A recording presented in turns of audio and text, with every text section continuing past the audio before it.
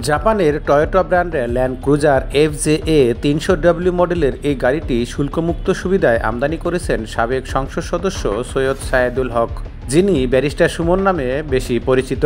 গত 7 জানুয়ারি নির্বাচনে স্বতন্ত্র প্রার্থী হয়ে তিনি প্রথমবারের মতো সংসদ সদস্য নির্বাচিত হন। দ্বাদশ সংসদ নির্বাচনের পর 51 জন সংসদ সদস্য শুল্কমুক্ত সুবিধায় গাড়ি আমদানির উদ্যোগ নিয়েছিলেন। তাদের মধ্যে 10 জনের গাড়ি দেশে এসেছে। 6 জন গাড়ি খালাস করতে পারলেও 4 জনের গাড়ি খালাস করার আগেই ছাত্র জনতার গণ অভ্যুত্থানে গত 5 আগস্ট আওয়ামী লীগ সরকারের পতন হয়। ফলে 4 সংসদ সদস্যের গাড়ি আটকে দিয়েছে কাস্টমস। কাস্টমস সূত্র জানায়, 2009 সাল থেকে 2023 সাল পর্যন্ত আওয়ামী লীগের 3 মেয়াদে অন্তত 576টি গাড়ি শুল্কমুক্ত সুবিধায় আমদানি করেন সংসদ সদস্যরা। এসব গাড়ি আমদানি মূল্য 428 কোটি টাকা। গাড়িগুলো সাধারণ মানুষের জন্য আমদানি করা হলে শুল্ক কর দিতে হতো 3,500 কোটি টাকারও বেশি। সংসদ সদস্যরা এই পরিমাণ শুল্ক কর ছাড় পেয়েছেন। সংসদ সদস্যরা সাধারণত দামি গাড়ি শুল্কমুক্ত সুবিধায় আমদানি করেন। এবার 6 জন যেসব গাড়ি আমদানি করেছেন তার বাজার মূল্য 9 থেকে 12 কোটি টাকা।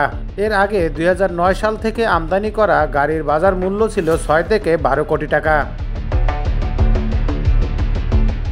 সংসদ সদস্যদের এ সুযোগ দেওয়া শুরু হয় এরশাদের আমলে। 1988 সালের 24শে মে এ সংক্রান্ত প্রজ্ঞাপন জারি হয়। পরবর্তী সময়ে বিএনপি ক্ষমতায় আসে, আওয়ামী লীগও ক্ষমতায় আসে। তারা এরশাদ সরকারের বিভিন্ন নীতি ও আইন বদলে দেয়, কিন্তু শুল্কমুক্ত সুবিধায় গাড়ি আমদানির সুযোগটি বহাল রাখে সব সংসদ। এখন সংসদ সদস্যরা 5 বছরে একটি গাড়ি আমদানি করতে পারেন।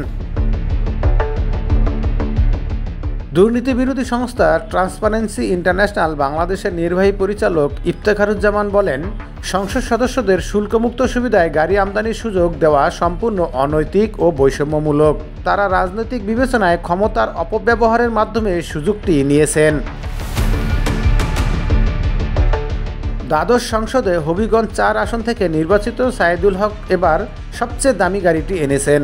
কাস্টমসের শুল্কায়নের নথি অনুযায়ী গাড়িটির আমদানি মূল্য দেখানো হয় 1,26 লাখ টাকা। কাস্টমস নির্ধারণ করে 1,28 লাখ টাকা। এই হিসাব শুল্ক কর আসে 10 কোটি টাকারও বেশি। সাবেক সংসদ সদস্য সৈয়দ সায়েদুল হক বিদেশে রয়েছেন। তিনি মুঠোফোনে বলেন, শুল্কমুক্ত সুবিধা থাকলেও 6 লাখ টাকা অগ্রিম আয়কর দিয়েছি।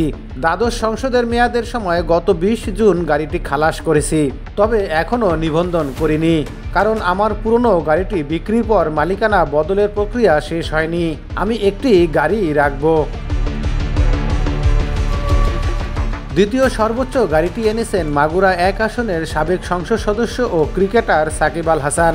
গত 30 জুলাই তিনি গাড়িটি খালাস করেন। তিনি গাড়ি এনেছেন সিঙ্গাপুরের Toyota Tsusho Asia Pacific private limited থেকে। তার গাড়ির ব্র্যান্ডও Toyota LC station wagon GRS। Shakib Al হাসানের গাড়িটির আমদানি মূল্য দেখানো হয় 1,06 লাখ টাকা। গাড়িটির শুল্কায়ন মূল্য 1,08 লাখ টাকা। এই হিসেবে গাড়িটির শুল্ক কর আসে 8,92 লাখ টাকা। সংসদ সদস্য হিসেবে শুল্কমুক্ত সুবিধা পেয়েছেন সাকিব আল হাসান। শুধু অগ্রিম কর বাবদ 5,39,000 টাকা পরিশোধ করতে হয়েছে। ঢাকা 10 আসনের সাবেক সংসদ সদস্য চিত্রনায়ক ফেরদৌস আহমেদ 9 কোটি টাকা বাজার মূল্যের একটি গাড়ি আমদানি করেছেন। তিনি শুল্ক ছাড় পেয়েছেন 8 কোটি টাকা।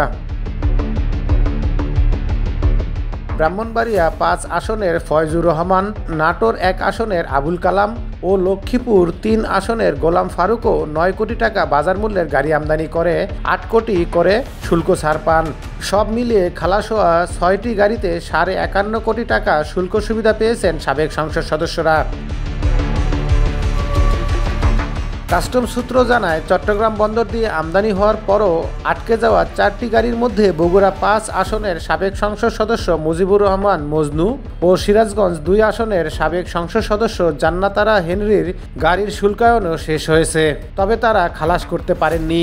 আবার ময়মনসিংহ 7 আসনের সাবেক সংসদ সদস্য ABM আনিসুজ্জামান এবং টাঙ্গাইল 8 আসনের সাবেক সংসদ সদস্য অনুপম শাহজাহানের 2টি গাড়ি শুল্কায়ন শেষ হওয়ার আগেই দ্বাদশ সংসদ ভেঙে দেওয়া হয়। এতে এই 2 গাড়িও আটকে রয়েছে।